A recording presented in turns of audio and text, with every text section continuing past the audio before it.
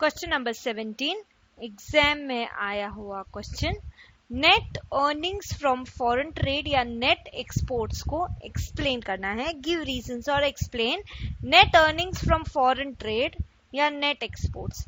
देखो हमारी national income का फॉर्मूला याद है, C plus I plus G plus X minus M plus R minus P, that is receipts minus payment। Okay, depreciation तो होगा तो वो तो हटेगा ही, नेट है इसके लिए। अभी हमको किसका बात करना है, net earnings from foreign trade. इसका मतलब है हम बात कर रहे हैं x माइनस m की, net earnings from foreign trade.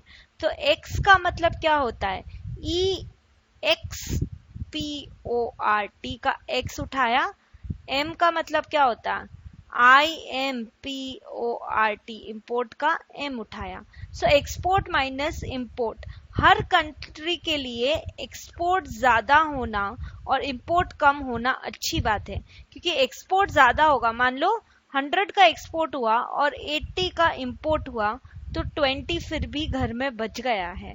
यदि ये 20 बचा है तो इसको क्या बोल रहे हैं, सरप्लस।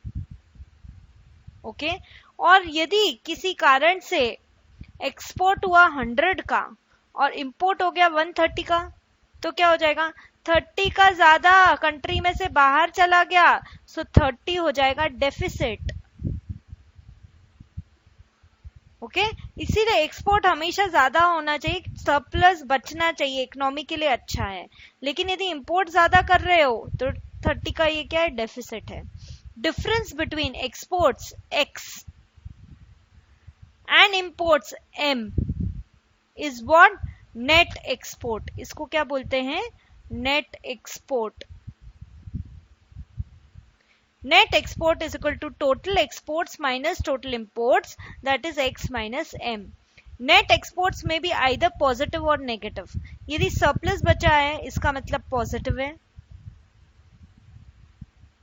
यदि डेफिसिट है मतलब नेगेटिव है। If positive it is trade surplus, positive है तो ट्रेड सरप्लस है। When imports is greater than exports, देखो इस केस में imports is greater than exports, then net value are negative. ये गई नेगेटिव, -30 चला गया ये, so it is called trade deficit. इसको क्या बोला, ट्रेड डेफिसिट बोला।